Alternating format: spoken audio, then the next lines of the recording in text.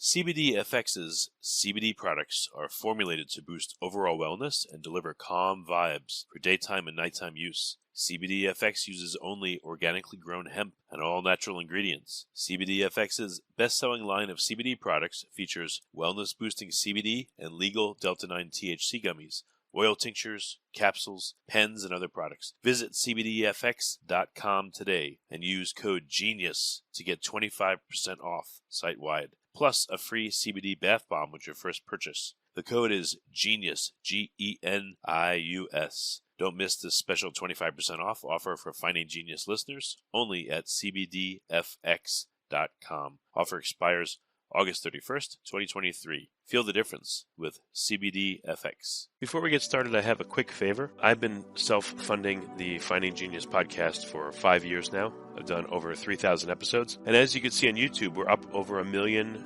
views on the channel, which is fantastic. The next thing I really want to push on is to get up to 10,000 subscribers, because once we do, we'll be able to put a donate button, and we'll be able to solicit donations to help keep the podcast running and to also get the Finding Genius Foundation moving along. We have a big project studying anxiety, depression, and PTSD, and working on a product to help people overcome these problems, because I've seen them explode recently after the last 2 years of the whole virus situation. So if you would, please subscribe to the podcast. That would help us tremendously. Give us a thumbs up and check in the description for Buy Me a Coffee. It's about $5. If you could buy me a coffee, I'd really appreciate it. It would help keep the channel going, and I love coffee. Thank you. Forget frequently asked questions. Common sense, common knowledge, or Google. How about advice from a real genius? 95% of people in any profession are good enough to be qualified and licensed. 5% go above and beyond. They become very good at what they do, but only 0.1% are real geniuses. Richard Jacobs has made it his life's mission to find them for you. He hunts down and interviews geniuses in every field: sleep science, cancer, stem cells, ketogenic diets, and more. Here come the geniuses. This is the Finding Genius Podcast with Richard Jacobs. Hello, this is Richard Jacobs with the Finding Genius Podcast, now part of the Finding Genius Foundation. Today I have Dr. Leroy Hood. He's a co-author of The Age of Scientific Wellness, Why the Future of Medicine is Personalized, Predictive, Data-Rich, and in Your Hand. So we're going to talk about Dr. Hood's work and the book. Dr. Hood had developed the DNA sequencing technology that made possible the Human Genome Project, which is awesome. And he's a co-founder of the Institute for Systems Biology. So he's really a pioneer in the fields of systems biology, proteomics, and what's called P4 medicine. So welcome, Leroy. Thank you for coming. My pleasure. If you would tell me a bit about your background and then talk about your current book. Well, I have an MD and a PhD. Early in my scientific career as an assistant professor at Caltech, was very interested in human biology, kind of daunted by the complexity back in 1970 of humans and how little we knew about them.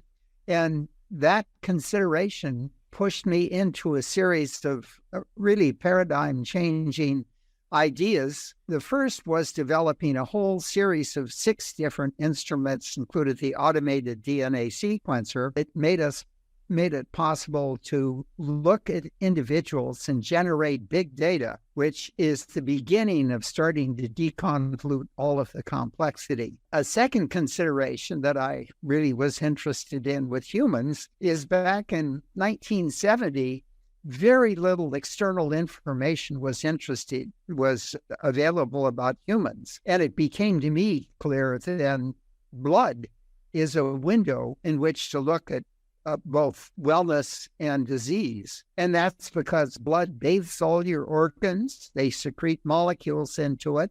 And if you can quantify those molecules and see how they change over time, you can get good indices of whether organs are well and or sick. And if they're sick, even some hints about what they might be. And then finally, it was clear to me that what was key to generating all of these data was the ability to integrate it coherently so it could reflect and deconvolute the complexity of human beings. And that led eventually to the concept of systems biology, which is the simple idea that you look at a biological system you're interested in, not studying it by one gene or one protein at a time, but you look at it in a global and a holistic manner. You try and generate as much data about it as possible, and you integrate that data together and look at its dynamics over time. And that allows you to get insights then into the biological networks that underpin both normal and disease physiology. And that's really the route by which I've come to thinking now about what we call precision population health, which is the idea we take individuals and we generate on them an enormous amount of data. And we use the systems biology approach to assess how well they are and our ability then to optimize that wellness. And we assess whether or not they're in the early stages of disease, and that's something we'll be able to prevent, not now, but... What do you mean? What kind of data is being collected? Or so the kind of data that are being collected is your entire genome sequence. So that's the source code for human development and growth. And then we also collect the phenome, which is essentially what causes you to change over time as you develop from an infant all the way up to an aged person. Did you say the epigenome or the phenome? No, I said the phenome. And the three things that go into the phenome are your genome, are your personal behavior, and are your environmental exposure. And we can study those things by doing your whole genome sequence, by looking at blood proteins, blood metabolites, blood clinical chemistries. Quick question. Are you able to do epigenetic analysis? Is that possible? Absolutely. You can do epigenetic analyses as well. So and how does that look at epigenetic analysis? Look at like methylations and histone deacetylations, or? You look at the methylations that are present on the C bases, okay? And analyzing those gives you an estimate of the methylation blocks their ability to express genes nearby and closely related. And so epigenetics is essentially a way of modulating the genome so it expresses different levels of genes and ultimately of proteins. So how much of this data that's desired to be collected is already being collected, and what's left uncollectible, right? What would help? Yeah, the major project we've done to date was to create a company called Airville in 1915 that lasted for 4 years. And over that period of time, collected genome and phenome data on 5,000 people. And the analysis of that data has led to more than 30 papers in scientific journals. And it has given us beautiful glimpses of various aspects of how to optimize wellness, how to be able to assess your biological age and decrease your aging, how to look at your metabolic profiles and determine whether they're healthy or unhealthy, and in fact, how to identify the earliest stage transition points in slipping from wellness to chronic disease, and using those early stage transitions to identify a point when we can begin to create a therapy that can reverse the disease at its early stage before it's ever clinically manifest. And the idea is you don't need cancer or diabetes if we can really succeed in doing this. But who has categorized what early stage transitions look like for different diseases? Is that available, and who has done such a thing? We've done it with Airville and looking at these 5,000 people over 4 years. And we saw almost 200 of them transition from well state to a chronic disease. And we actually analyzed the bloods in individuals prior to their diagnosis, 10 different individuals that transitioned to cancer. And for each of the 10, we were able to demonstrate there were proteins that signaled the transition 1 to 4 years prior to the time they got clinical diagnosis. What do you mean proteins that signaled? Like there was a production of It changed the level of these proteins. It increased them enormously compared to the normal individuals at that same stage. And in fact, in one case, the proteins we studied carefully mapped beautifully into disease-perturbed biological networks characteristic of stage 4 pancreatic cancer, which is what the woman was diagnosed with. But what do you think this happens? Why the overproduction of certain proteins? Is this that are just doing what they normally do? Nope, it's just a reflection of the fact the neoplastic process has started.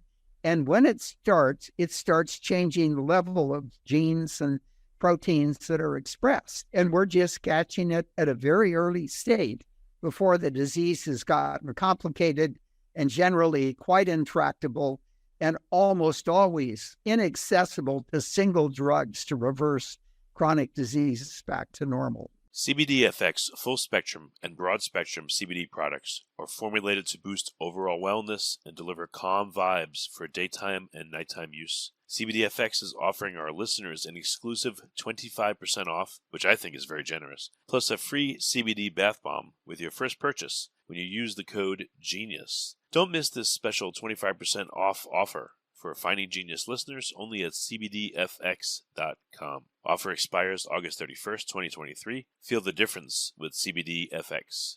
But when you say the neoplastic process, that would be undertaken by cancer cells or healthy cells that are somehow changing? No, these are cells that have transferred to a cancer state, and they're starting to change their biological networks and the proteins they use in those networks. So they're not visible to, let's say, microscopy or histology, but you can see that the increased production of certain proteins is a very early sign that cancer will come. Is that what you're saying? That's right. And these proteins almost certainly are coming before you'd ever see any change in pathology, or at least a very large change in pathology. And of course, that would be difficult if you're thinking about pancreatic cancer. You'd have to go into the person and actually do histology on the pancreas, which is not a very easy thing to do without major operations. But if you can take just a little bit of blood and show the transition is occurred with proteins in the blood, then it's a very easy diagnostic tool for saying you've had a transition. The transition is probably going to go to this kind of cancer. We have to start thinking about a preventive therapy for that progressing any further. The nature of the proteins that are now being created in abundance, what kind of proteins are being created, and what's the significance of that? The proteins whose quantities change are those that participate in disease-perturbed biological networks that underlie the cancer basis. They're signaling molecules, they're interaction molecules, they may be immune molecules, but these are all molecules that are a part of the cancer process. What about exosome production from cancer cells? Are you looking at that? Is there an early way to see like the proteins being expressed? Are they the payload for various extracellular vesicles that are put out by cells, or are they free floating? And again, extracellular vesicles themselves, are you characterizing them to look for additional signals? We are. I think exosomes offer a very interesting example of a potential diagnostic package. So the idea is disease-perturbed cells have a tendency to export little cellular membranes that contain packs of proteins and of RNA for messenger and so forth. And right now we're designing techniques so we'll be able to capture exosomes from the blood and to individually analyze the molecules that are present in a single exome, and to look at the cell surface proteins on the exome, which will identify the organ from which the exosome has been secreted. And that will give us, A, the location of the disease-perturbed organ, and B, through the contents of the exosome, proteins and RNA, will give us deep insights into the nature of the disease mechanism itself. So can all this be collected, or with what's being collected now, what does this look like? And, is this analysis commercially available? Is it clinically available through one's doctor? Or how do people get this extensive analysis? The kind of analysis that I've described was available from 2015 to 19 with the company Airvale. There are many functional practitioners who are interested in proteins and metabolites and supplements and things like that, looking at disbalances and correcting those. But the project that I'm really pushing with a nonprofit company I started 2 years ago called Phenome Health is taking the airveil approach and creating, in a sense, a project very much like a second genome project, which we call the Human Phenome Initiative. The idea there is to persuade the government to support a program which over a 10-year period of time will analyze 1 million people with regard to their genome and their phenome. And we are utterly convinced that with those kind of data, one, we can unequivocally improve the increase in quality of healthcare that comes from optimizing scientific wellness and being able to prevent disease as I described it. And number two, I think we can also demonstrate that if we cut back significantly on chronic diseases by reversing them before they ever clinically manifest, and say we cut back even 25% over a 10-year period, today chronic diseases are 86% of our total yearly healthcare budget of $4.4 trillion. 25% of that obviously would be in excess of $1 trillion saving. So we're arguing that such a program of data-driven wellness could absolutely revolutionize healthcare and replace the enormous disease-driven focus our healthcare has today, wellness and prevention. Well, how expensive is this testing and how long does it take? And is it very specialized where only certain labs can do it? So the process isn't all that specialized. There are a number of different labs that could do various things. But just as with the Genome Project and the Human Phenome Project, we're proposing we have a significant amount of money to develop these technologies and make them more miniaturized, make them more rapid, make them far less expensive. And one of the key areas we're going to be exploring are all the different measures of digital health that can be done to look at brain health, at body health, and at gut microbiome health. You can see a time in the future when more and more wellness will be practiced in the home. And in fact, you'll be able to take a droplet of blood and measure the 5,000 elements we'd like to be able to optimize wellness and prevention in ways similar to what I described, and then send those data off to a data analysis mechanism, perhaps a chat GPT, and that they will in turn send it to your physician and it'll come back to you in the way of prioritized actionable possibilities that are unique for each individual, adjusting to the deficiencies and shortcomings they have, and optimizing individually wellness and the ability to prevent disease for each. So again, is this clinically available, even if it's a patchwork of different texts and labs? Like if I wanted to do this today, could I even do it? If you wanted to do it today, you could do it, but you'd have to do it in bits and pieces from different labs. And you'd have to have all of the information necessary to integrate and generate the actionable possibilities and so forth. So it's not something an individual can do. But I will say we are talking to at least 2 different major hospital systems about the idea of introducing into their family practices the beginnings of a genome phenome project where we can begin to make measurements like your biological age and how to optimize it, or your metabolic profile, a biological BMI that gives you a really accurate assessment of your metabolism and responds very rapidly to differences in diet and exercise and all of the other things that the classic BMI method with height and weight failed to do. Any estimate of the cost and the time involved and the effort, again, if you were to do it today? And then what do you think is a reasonable number and availability in the future in order to make it widespread where people would do this? To put it in perspective, the first human genome project where we sequenced just one genome cost about $3 billion.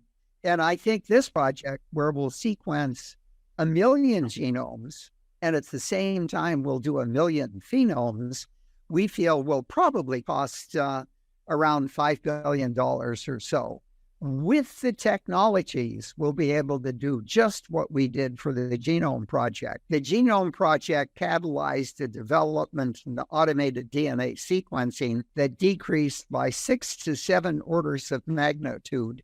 That is more than 10 million-fold the cost of DNA sequencing. And we would like to see similar reductions in the costs of phenomic analysis, which is the largest share of the expense for this procedure. Right.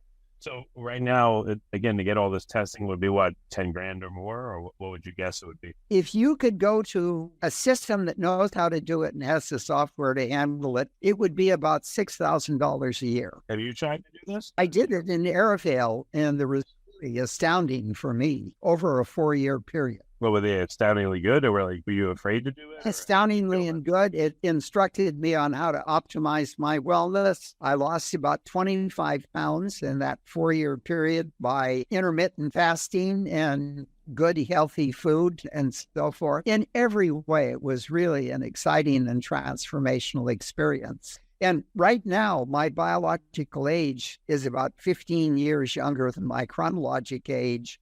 And that means I'm in my 60s now rather than my 80s. Okay.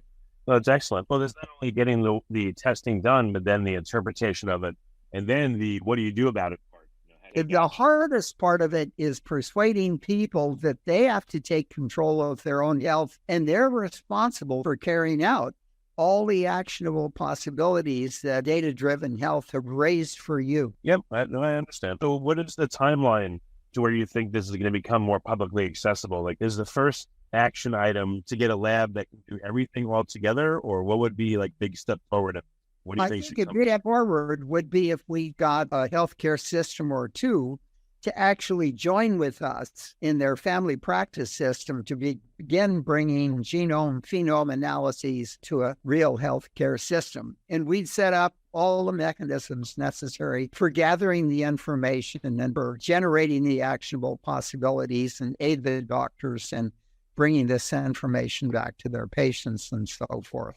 A second program that we're probably going to be starting within a month or so is a very data-rich diabetes study with a clinical partner, Guardian Research Network, which is in 13 states in the South and Southeast and has access to about 30 million different patients. And we're going to take about 1,000 patients and do an observational trial for diabetes that we feel over a 3 or 4 year period using these genome phenome analyses will give us as much new data about diabetes as we've learned in the last 50 years. And I think will put us in a very powerful position to be able to assess diabetes early and to trigger the simple remedial preventive events that will avoid the diabetes diagnosis for most patients in the future. So we're going to be looking at major chronic diseases like diabetes and cancer with these data-driven approaches, and we think they'll revolutionize how we think about dealing with these diseases, particularly at the earliest level before clinical diseases manifest, so we can begin to reverse things with appropriate preventive measures. Okay, interesting. What's the timeline on this, or at least certain aspects of it? How long? Now, the diabetes project, we will get started within the next quarter. And the cancer project, we hope to start at the beginning of next year. The projects with one or more hospital systems will depend on negotiations that are now underway to see if they're going to really be interested in doing this at this point in time. Well, I mean, diabetes, tremendous input is diet. So, it would be great if you could tell people really early on, hey, you're in a pre-diabetic state and, you're headed for it. I mean, it's already accomplished with this early. Exactly the preventive measures that we'll institute once we find you're at an early pre-diabetic state. And we'll say, look, you can simply avoid it by doing exercise, by doing diet, by dealing with stress, managing all the classic lifestyle things that lead us into disease. I would argue, for example, that Alzheimer's is really a lifestyle disease. It's one that can be avoided if we catch it early, and we know how to catch it early now. Okay. No, that's great. Well, very good. Dr. Hood, where can people start finding out about all this testing that could be done for the phenome, and how do they keep tabs on it so it becomes a clinical reality? Well, I would suggest they look at our website, Phenome Health, and that gives you a lot of information on what we're trying to do and some educational materials where you can learn a lot more about all of these things. And finally, I'll just say that in the book, The Age of Scientific Wellness, we discuss every one of the issues we've talked about the program. And in the last chapter, give you recommendations about how you yourself now personally begin in this path toward scientific wellness. Excellent. Well, Dr. Hood, thank you so much for coming on the podcast and for thinking about these kind of things that, I don't know, I guess most people in medicine maybe dream about, but don't have a practical, actionable way to get at them. So again, thank you for considering this and trying to bring it to light. It's been my pleasure. Thank you very much. Remember, before you go, check out cbdfx.com for the best in organic, all-natural CBD products, both for you and your pets. Boost your wellness today and get 25% off your first order, plus get a free CBD bath bomb when you use code GENIUS at checkout. That's code GENIUS. Don't miss this special 25% off offer for Finding Genius listeners only at cbdfx.com. Offer expires August 31st, 2023. Feel the difference with CBDFX. If you like this podcast, please click the link in the description to subscribe and review us on iTunes. You've been listening to the Finding Genius podcast with Richard Jacobs. If you like what you hear, be sure to review and subscribe to the Finding Genius podcast on iTunes or wherever you listen to podcasts. And want to be smarter than everybody else? Become a premium member at findinggeniuspodcast.com. This podcast is for information only. No advice of any kind is being given. Any action you take or don't take as a result of listening is your sole responsibility. Consult professionals when advice is needed.